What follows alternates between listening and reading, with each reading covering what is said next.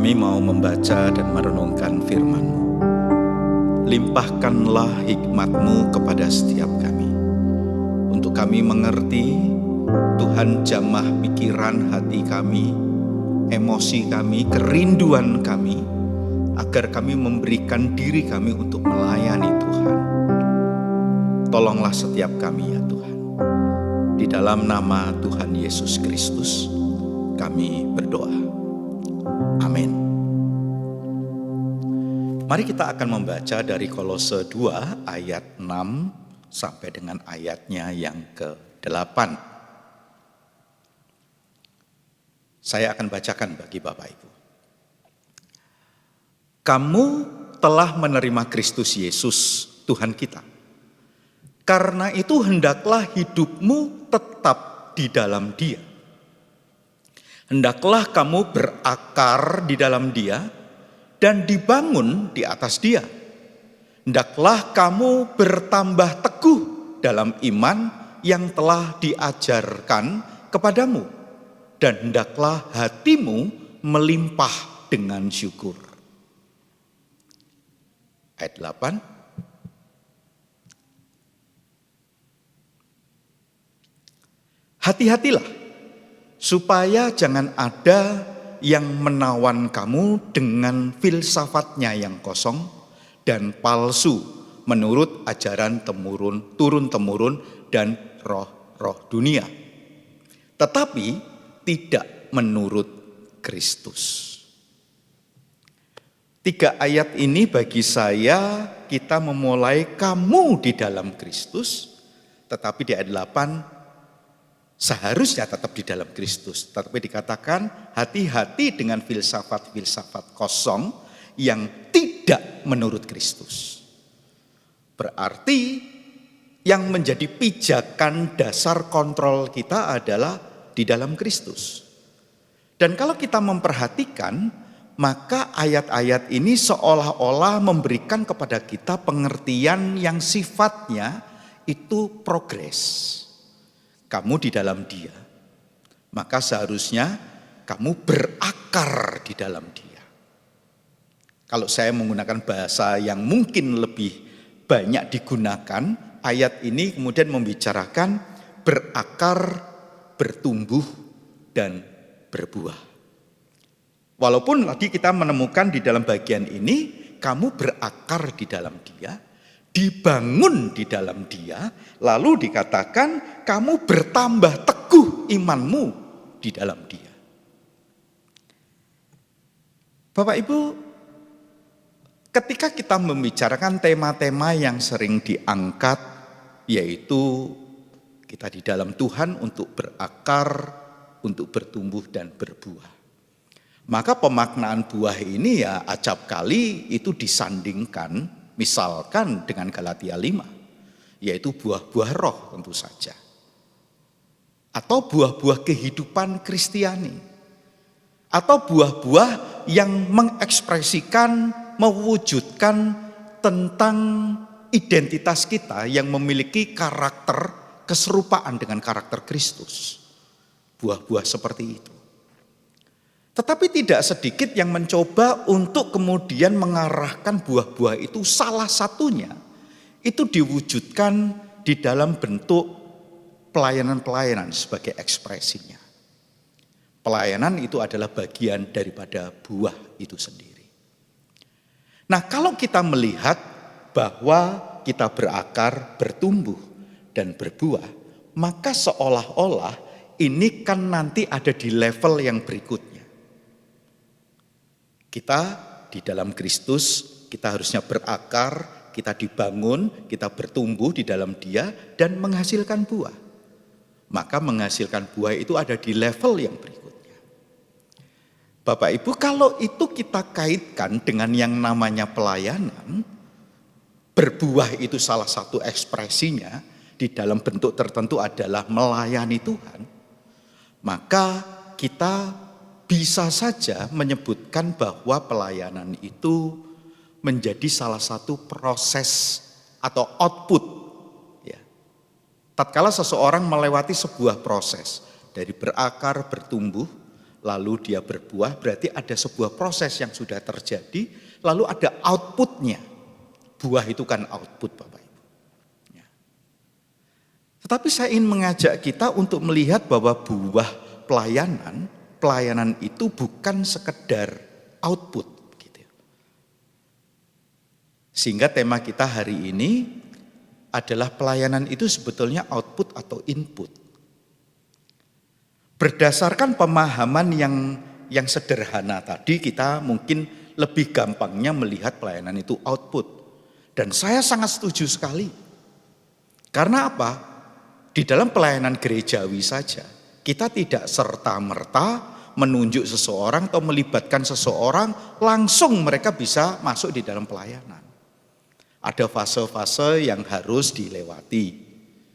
Ada pembinaan-pembinaan untuk kita memberikan sebuah pemahaman yang benar.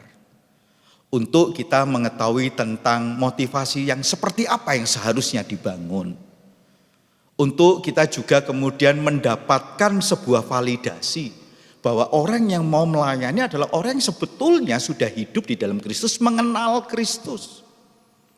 Dan tentu saja melalui pelatihan-pelatihan, melalui pemagangan-pemagangan, melalui mentoring-mentoring, sampai seseorang itu diberikan kepercayaan dengan pendampingan, dia mulai terlibat dalam pelayanan. Dari pendekatan ini, maka pelayanan itu dianggap bagian dari proses berikutnya atau output. Memang harus demikian. Tidak salah Bapak Ibu, tidak salah.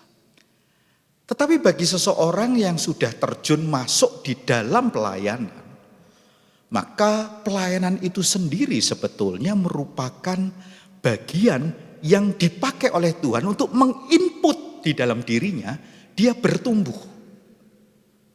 Dia dibentuk oleh Tuhan.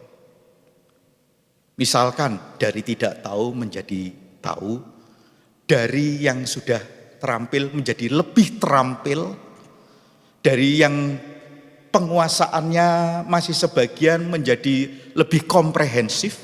Gitu ya. Melalui apa? Melalui pelayanan.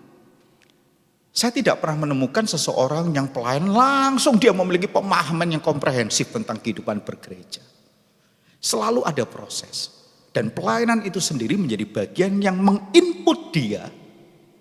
Bukan saja masalah kapabilitas. Masalah karakter juga demikian. Dalam pelayanan kita ternyata dibentuk oleh Tuhan menjadi lebih sabar, lebih bisa bekerja sama, lebih bisa menghargai orang lain, lebih bisa mendengar, lebih bisa berkata dengan lebih bijak. Pelayanan membentuk kita.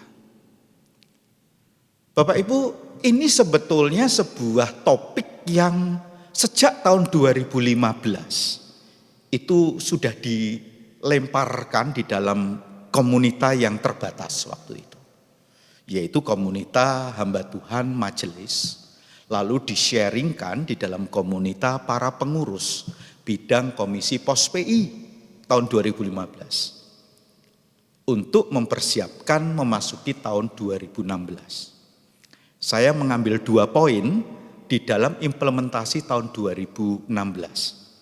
Saya akan bacakan kembali, tolong boleh ditampilkan.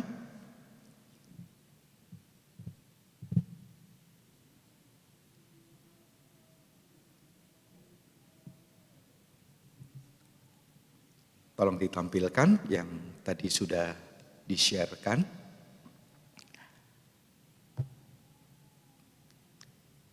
Bukan ayat, tetapi yang ini.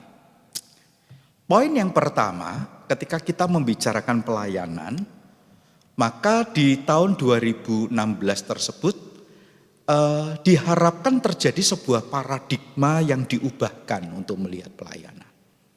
Perubahan paradigma berpikir yang biasanya selalu menempatkan jemaat itu di area objek pelayanan. Jemaat itu objek pelayanan yang dilayani untuk menjadi jemaat itu sebagai subjek yang melayani. Ya. Sehingga tercipta kehidupan bergereja dan berjemaat yang saling melayani. Itu yang pertama.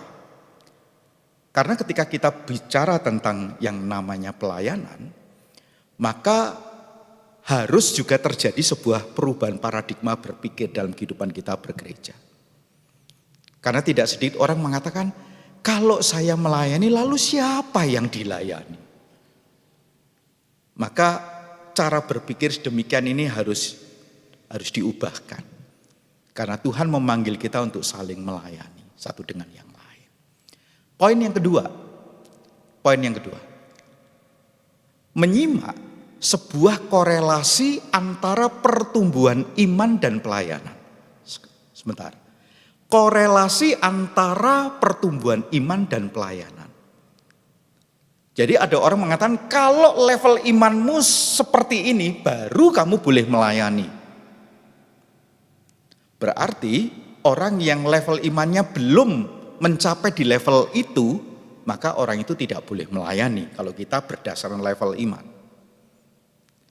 Sementara kita juga menyadari bahwa untuk mengukur level iman itu tidak sederhana, itu bagian yang cukup kompleks. Bapak Ibu, tetapi ketika seseorang mengambil bagian di dalam pelayanan, dia sadar atau tidak sadar, sesungguhnya pelayanan itu menjadi bagian yang menginput dia supaya proses pertumbuhan dalam imannya juga terjadi. Tolong ditampilkan, saya akan bacakan secara lengkapnya. Pelayanan menyimak, tolong kembali kepada menyimak sebuah korelasi antara pertumbuhan iman dan pelayanan. Lanjut. Pelayanan seringkali dipandang sebagai output pertumbuhan iman seseorang, outputnya. Namun sesungguhnya pelayanan sangat mungkin menjadi input bagi pertumbuhan iman seseorang. Di mana terjadi proses integrasi antara pemahaman dengan realita kehidupan bergereja dan berjemaat. Maka acap kali ketika seseorang masih di luar lingkaran pelayanan, dia masih menjadi orang yang dilayani, dia mungkin mudah untuk memberikan opini-opini, komentar-komentar. Tapi ketika dia sudah masuk dalam lingkaran pelayanan, maka dia akan jauh lebih mengerti tentang kehidupan berjemaat dan bergereja. Dan itu menjadi bagian yang membentuk dia. Bapak Ibu, pelayanan itu sekalipun dalam satu pendekatan memang menjadi satu output. Tapi pelayanan itu juga menjadi input.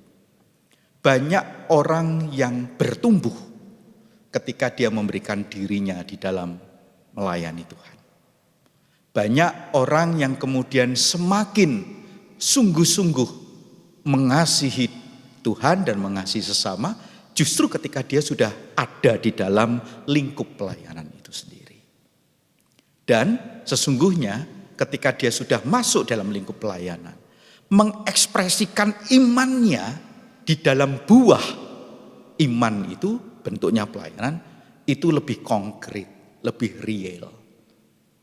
Bapak Ibu, untuk itu saya ingin mengajak kita, lihatlah bahwa pelayanan menjadi salah satu bagian yang dipakai oleh Tuhan untuk menumbuh kembangkan kehidupan iman kita. Maka seharusnya kita bersedia ketika Tuhan mau melibatkan setiap kita untuk mengambil bagian di dalam pelayanan. Mari kita akan masuk di dalam pokok doa, khususnya berkenaan dengan bulan pelayanan yang dipertanggungjawabkan oleh bidang ibadah. Dengan harapan lebih banyak rekan lagi yang ada di gereja ini boleh mengambil bagian dalam pelayanan yang mungkin sifatnya bukan struktural, karena struktural kita akan bicarakan di dalam setiap periodenya. Tetapi pelayanan-pelayanan fungsional di bidang apapun kita boleh terlibat. Karena apa? Karena setiap kita sudah mengalami Tuhan melayani saya terlebih dahulu.